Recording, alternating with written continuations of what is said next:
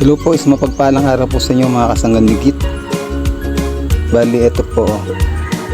Gagawa po tayo ng kalan na dimantika. Bali, yan po lahat ng materials na gagamitin po natin. Puro recycle po yan. Ito po, kinuha ko po dito sa bike. Tapos ito naman po yung hub ng motor. Bali, sira na po to, iniwan na po sa akin ng customer.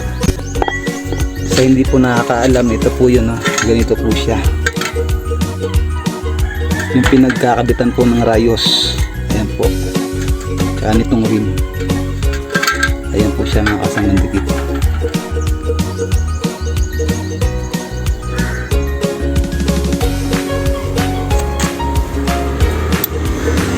Bali, gagamit din po tayo ng dalawang bearing.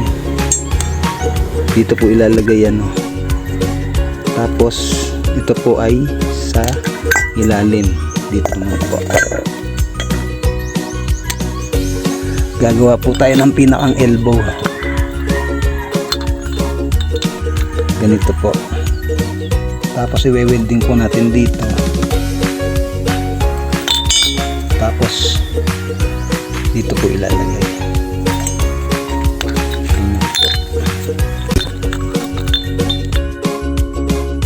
Ganyan po siya.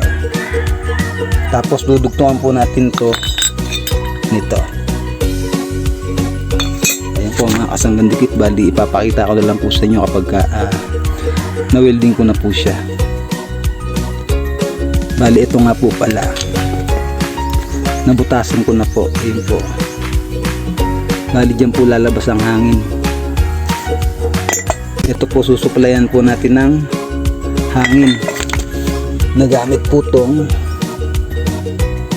air blower po natin. Ayan po. Ayan po, butas po yung loob niya. Saka dito po. Kaya yan po, papakita ko na lang po sa inyo kapag nagawa ko na po. Yan po mga kasanggan dikit to. Nagawa na po natin. Bali, ito pong pinakang hub na i-fix na po natin dito sa ginawa kong pinakang patungan ng kaldero. Tapos ito po yung lagayan ng mantika. Ayan po siya. Tapos ito po yung tabusan na butas. Ito po yung ginawa natin na pantaklog. Yung bali, ito po yung bearing. Ilalagay po natin dito. Tapos ito naman pong ginawa nating elbow. Ito naman po ay dun sa ilalim na dito natin ilalagay yung blower. Ayan po mga kasama dito. Bali, ang pinambutas po natin dito ay size 4. Dito po. Dito po sa taas 4 na butas. Tapos dun po sa ilalim 8 po. Dapat po kasi ang butas dito ay, kumbaga halimbawa ito po ay ito, dapat ang butas po ay pantay lang, alternate pantay tsaka may pa-slant. Kaso ito po puro pa-slant kasi nga po hindi po natin mabubutasan ng tuwid kasi nga po ito ay nakapix. Ayan po. Tapos po gumawa po tayo ng pinakang panglagay po dito sa ibabaw para yung pong hangin niya ay hindi po basta pataas, kumbaga tatama pa po dito sa pinakang curve niya. Ayan po. Bali, ito naman po ay tinabas ko po sa sirang electric kettle. Bali, ito pong ginawa po natin na to ay dito po banda sa part na to tumabas po tayo. Tapos po gindrinder po natin hanggang sa na i-form po natin na ganito. Yan po.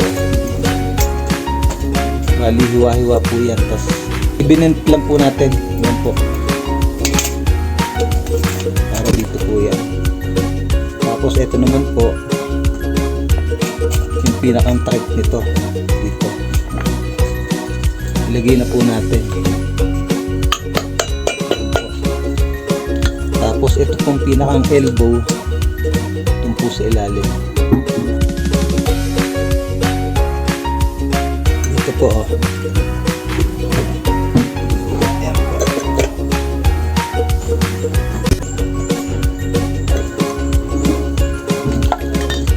Bali ang pinakang ginastos lang po natin ay yung pinambili po natin ng blower.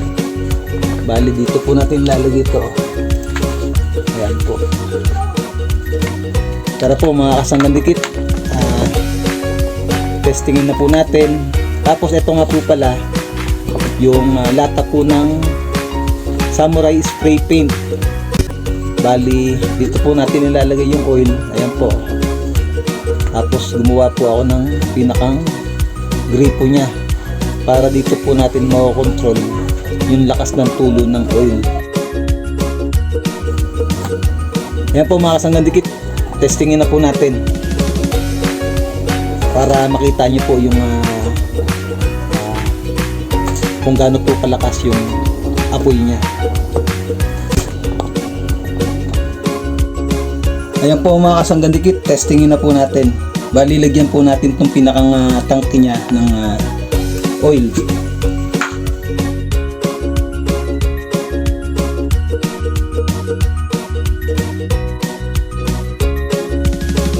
Yan, tapos dito po natin ilalagay. Yan po. Buksan na po natin yung gripo.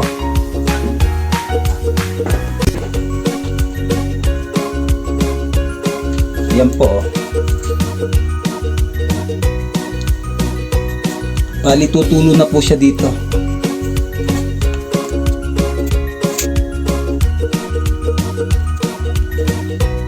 Medyo madilim po.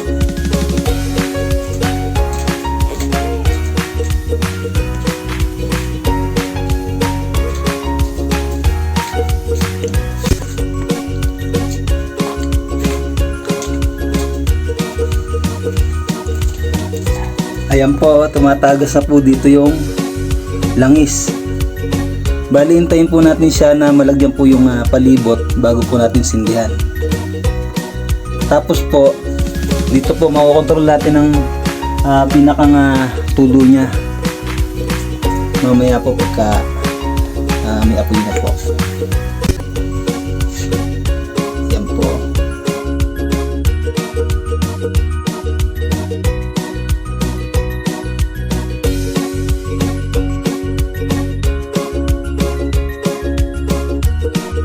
Pahinaan na po natin tong gripo kasi okay na po siya.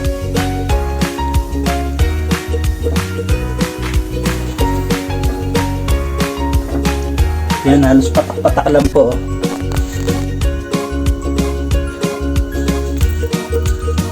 Yan o, patak-patak na lang po ang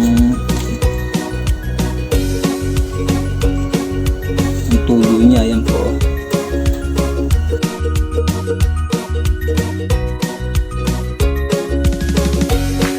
Sindihan na po natin.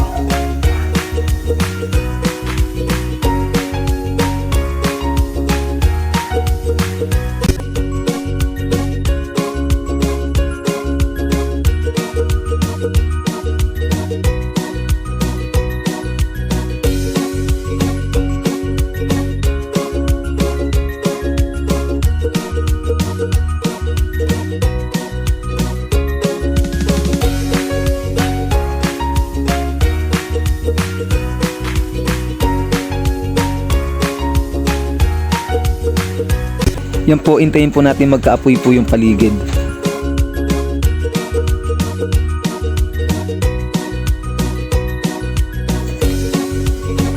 Ayan po. Ilagay na po natin to. Ayan po. Tapos ito po pan niya ay nakasaksak na po, buhayin na po natin.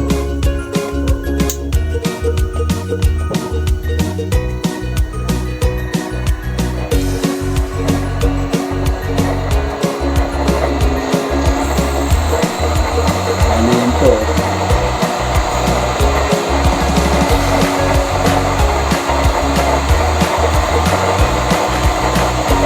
Bali kalahati pa lang po yung yung lakas ng blower. Ganito po siya kapag ipinul po natin. Ang malakas po.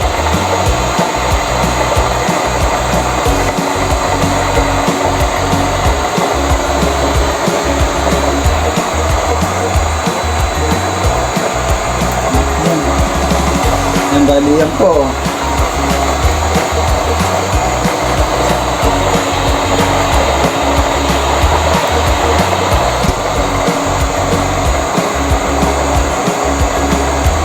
Yan po siya mga kasanandikit.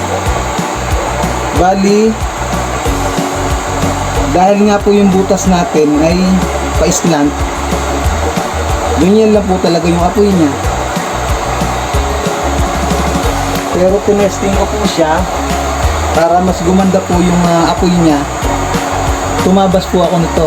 Bali, lata rin po siya ng pintura.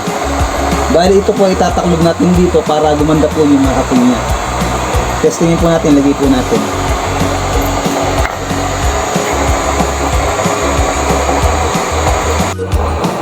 Yan po mga kasangadikit to. Naputol po yung video natin eh. Nag-full storage po, bali nag-delete po muna kami. Bali ayan na po siya mga kasangadikit to. Ganito po ang apoy niya pag wala po to. Medyo pangit po oh. Pero pag nilagyan po natin to, gumaganda po yung lingas niya. Ayan po oh. Laksan po natin.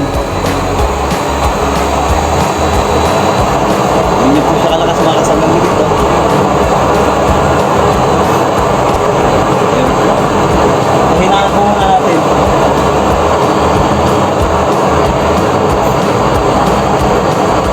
Yan, lagyan po natin ng tubig. Tingnan po natin kung kukulo po agad siya.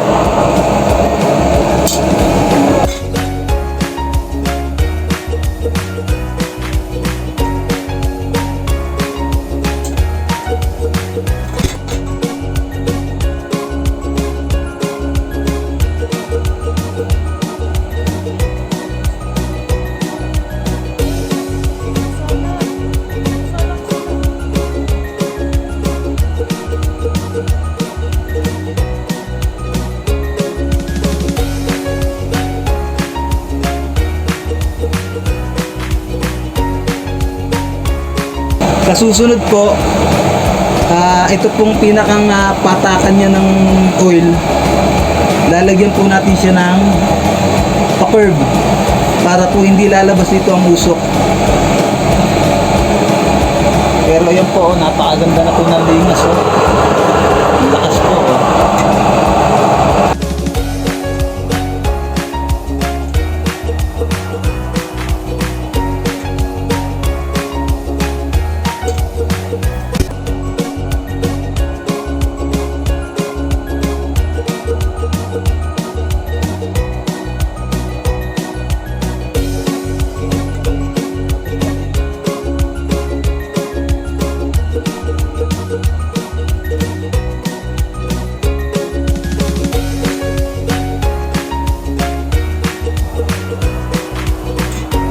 Lagyan po natin ito kasi po nakadesign po yung kalan po natin sa malaki pong kaldero.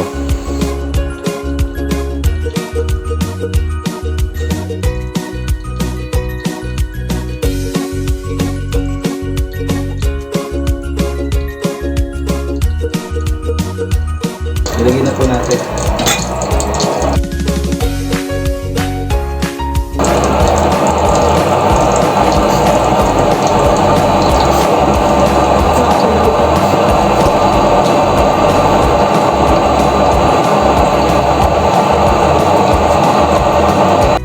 Lakasan po natin yung blower. Ayan po, ganyan po siya kalakas oh.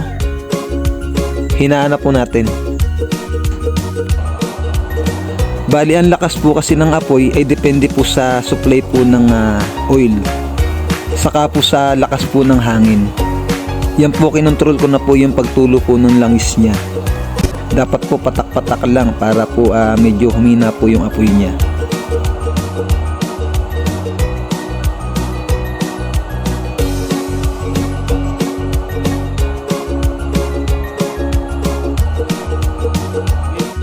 Bali red flame pa po siya kasi po hindi po natin nasunod po yung tamang butas po nung burner.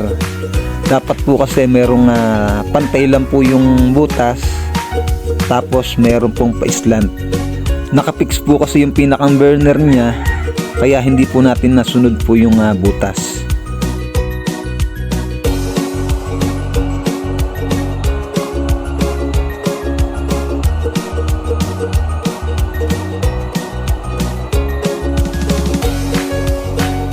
Napakaganda po niyan kapag magluluto po tayo ng palambutin. Lalong-lalo sa probinsya na kapag meron po tayong mga alagang baboy, yung pinapakuluan po natin pagkain ng baboy, maganda pong gamitin yan. Kasi sobrang lakas po ng apoy.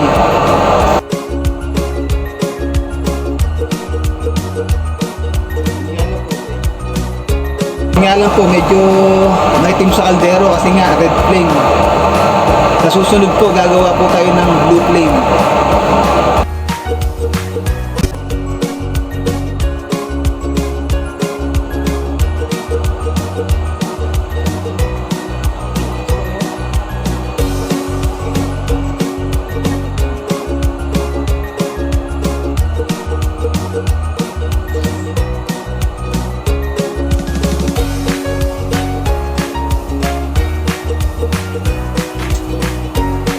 Tingnan po natin kung kumukulo na.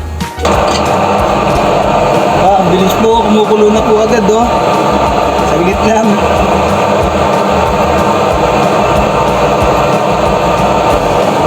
Ilang minuto yon? Wala pong cut yan, kaya malalaman po natin kung gaano po katagal na kung ilang minuto po siya bago kumulo. Ayan po. Bali inorasan ko po siya. Bali sa loob po ng 4 minutes and 24 seconds kumulo na po siya. Tanggalin na po natin mga kasanang dikit.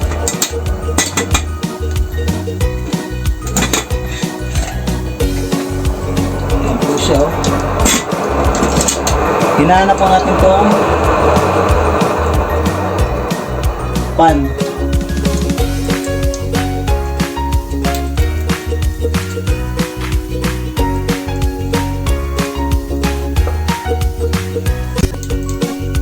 Bali yan po mga kasanang dikit Patayin na natin itong coil. Binuksan po natin, lalakas po yan itong pan. Hindi po siya kalakas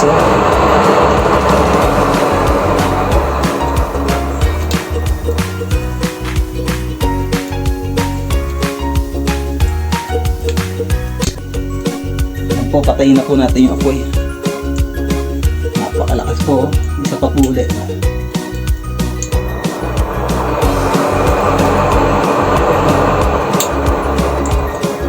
Kapag po wala nito, pangit po ang apoy.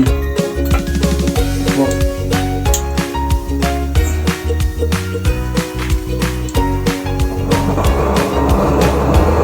Ganyan po siya.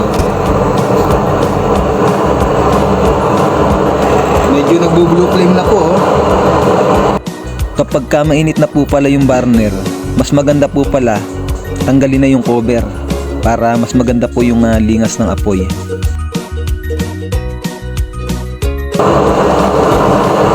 Ang ganda po ng apoy Hindi po natin to. Red na.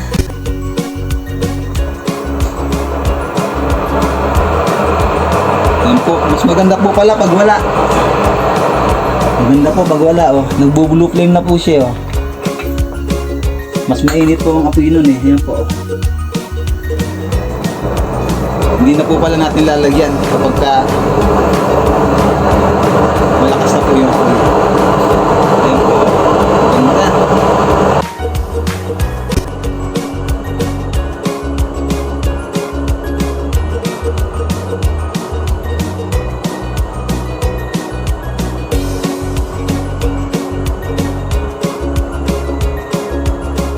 Yan po mga kasanggan dikit, patayin na po natin yung apoy. Bali napanood ko lang po ito sa YouTube, kaya tinesting ko po. Pero ang ginamit po natin ay yung mga recycle po. Na ito nga po, maganda naman po yung kinalabasan po ng ginawa po natin. Yan po mga kasanggan dikit, maraming salamat po sa patuloy na suporta at panonood niyo po ng aking mga videos. Doon po sa bago po nating taga-subaybay, pa-like and share at paki-subscribe na lang po. At papindot na rin po ng notification bell para lagi po kayong updated sa mga i-upload ko po pong mga tutorial videos. Isang mapagpalang araw pong muli sa inyo, lagi po kayong mag-iingat at mabuhay po kayo.